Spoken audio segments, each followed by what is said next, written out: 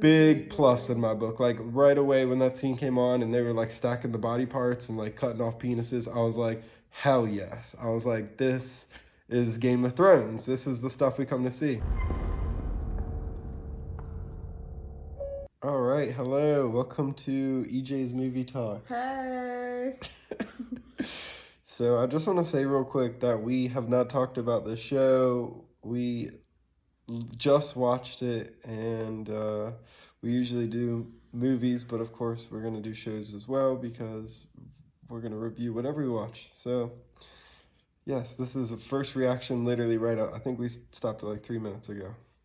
For sure, yeah. All right. So we watch House of the Dragon. It is a Game of Thrones prequel show on HBO.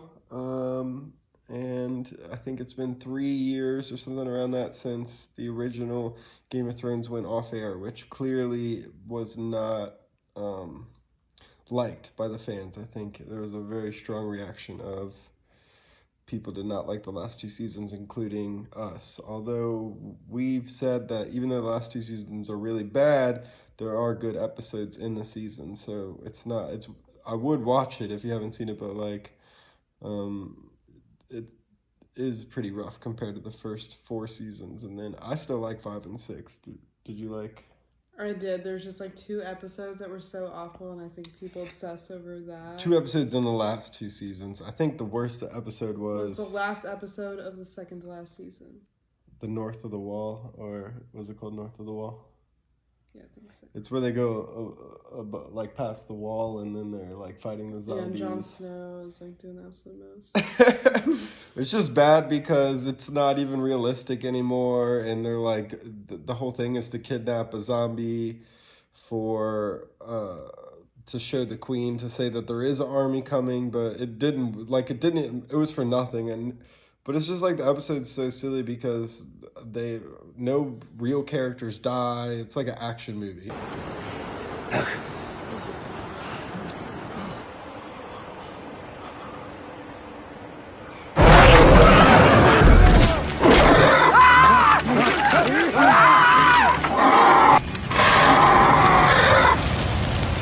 So anyways, we finally got to watch House of the Dragon. I feel like I saw the first preview for this about a year ago.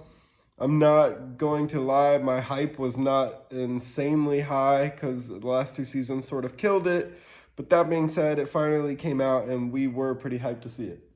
Yeah, I feel like there's not very many good TV shows coming out right now, so it's nice to have something to look forward to. There are no good TV shows out right now. That's what I'm saying, like nobody if there are, anything good. Please let us know in the comments what TV shows we should watch, because we love Euphoria, but that's, over now.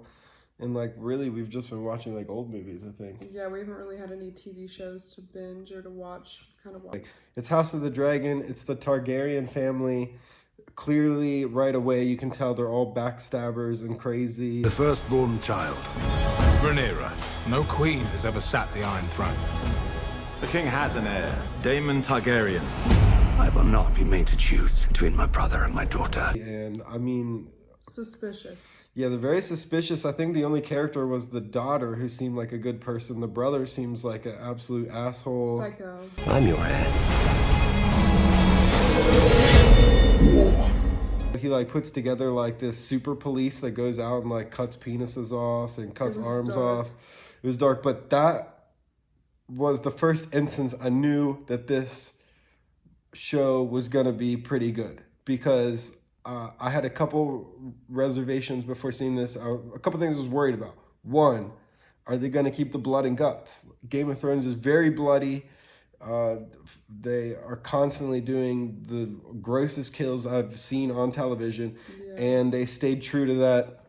That's a +1 for me. Right away, it made me very happy because I thought it might have gone soft. When Game of Thrones came out in 2011, the culture was at a very different place than it is now, and I was afraid they were going to go soft on us, and that did not happen at all. In fact, I think they doubled down on the gore, which big plus in my book. Like right away when that scene came on and they were like stacking the body parts and like cutting off penises, I was like, hell yes. I was like, this is Game of Thrones. This is the stuff we come to see.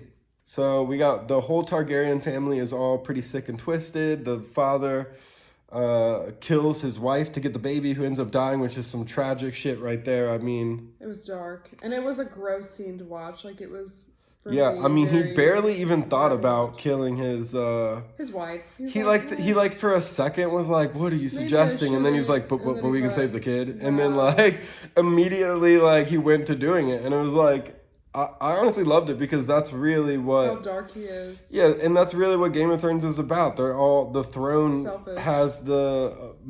out of everything they care about, the throne is the number one thing. And no matter what, they want to make sure that they secure the throne for as long as they can. And clearly, when he was given the option to save his wife and kill the baby, which...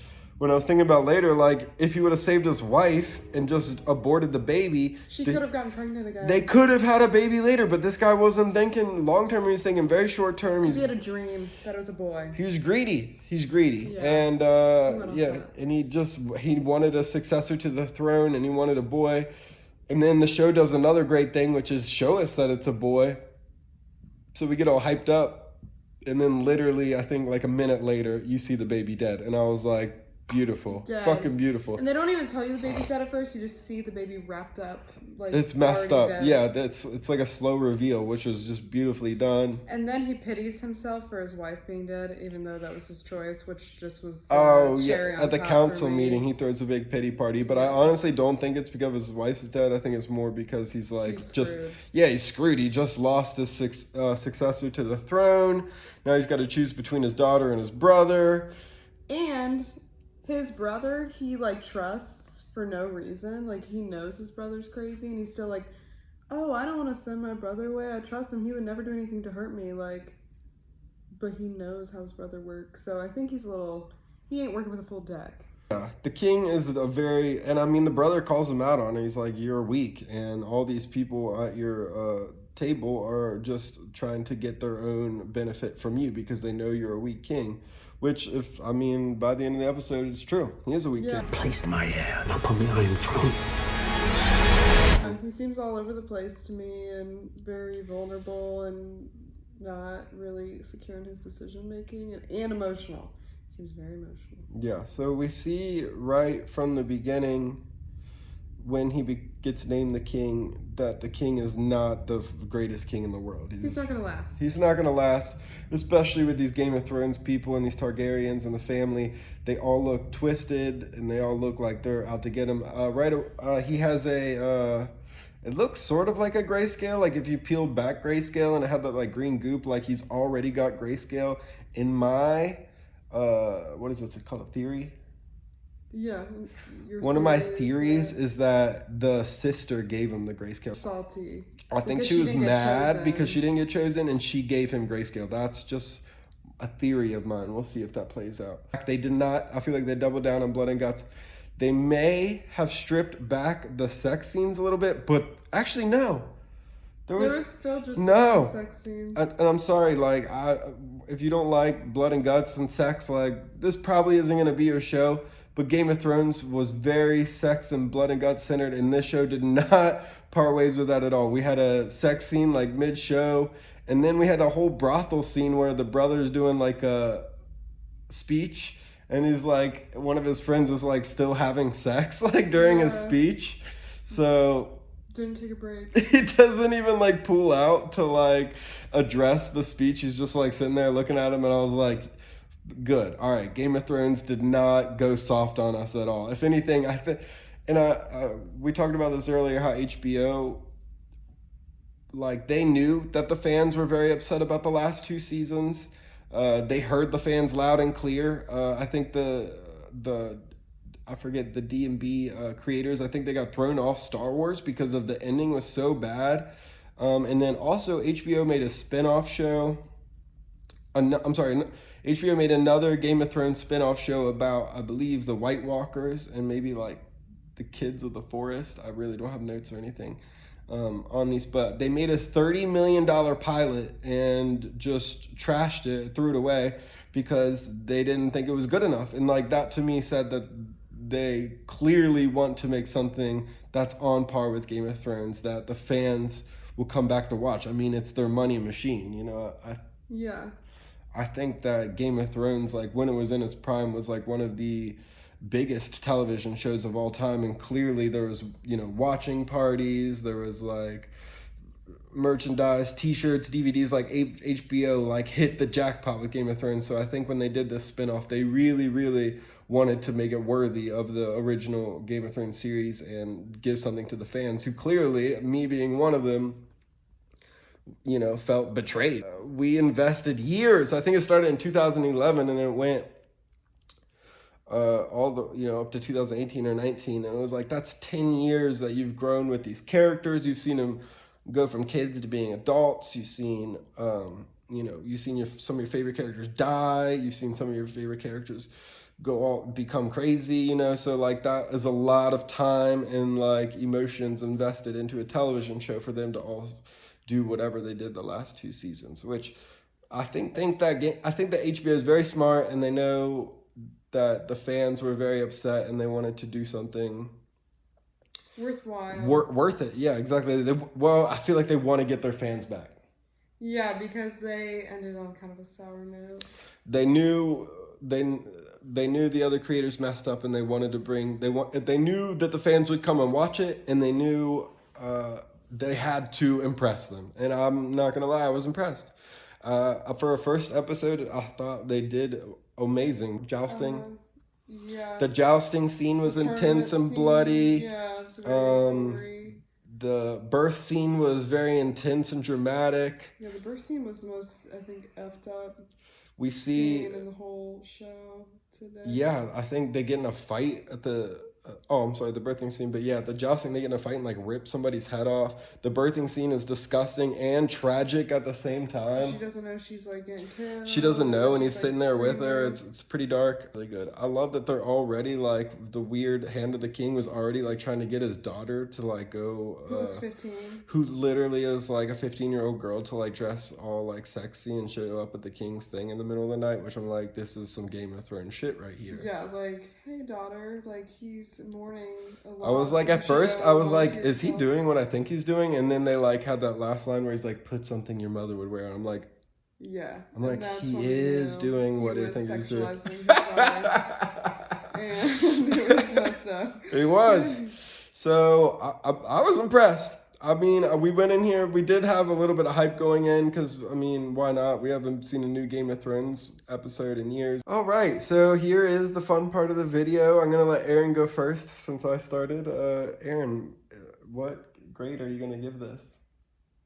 For now, since it's the first episode and I'm impressed, but it's like, I don't know where it's going yet, I'll give it like an 8 because I was pleased with it. As long as they go in the direction I think that they're going to go in. It set the stage for a good season. But if they drop the ball, like they could take it away. I'm not expecting it to drop the ball. Yeah, I honestly, I want to give it a lower score than I think I'm going to give it just because I feel like I'm being too generous with my away. But I'm not lying. I was impressed with the first episode. They didn't ease up on the gore. They didn't ease up on the sex. They didn't ease up on the betrayal and the crazy families. They really went all in, and I think they want to impress us. And I'm seriously impressed. I'm ready to watch the next episode already. So I'm gonna go. I don't want to say the same thing as you. How about? Well, you don't want to give it 7 because that's too low. But I feel like a 9 would be too generous off the bat. I feel like next episode we could give it a 7.9. Okay. I'm going real Price is Right with it, you know, like 1 cent below. Like a copier, but... Yeah. Well, I was thinking around an 8.2. 7.9 sounds fine to me. Yeah. So I think it's a great start. Would recommend. We'll see where it goes. Definitely recommend. We're excited for the next episode. All right.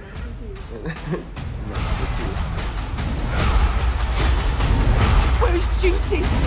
Where is sacrifice?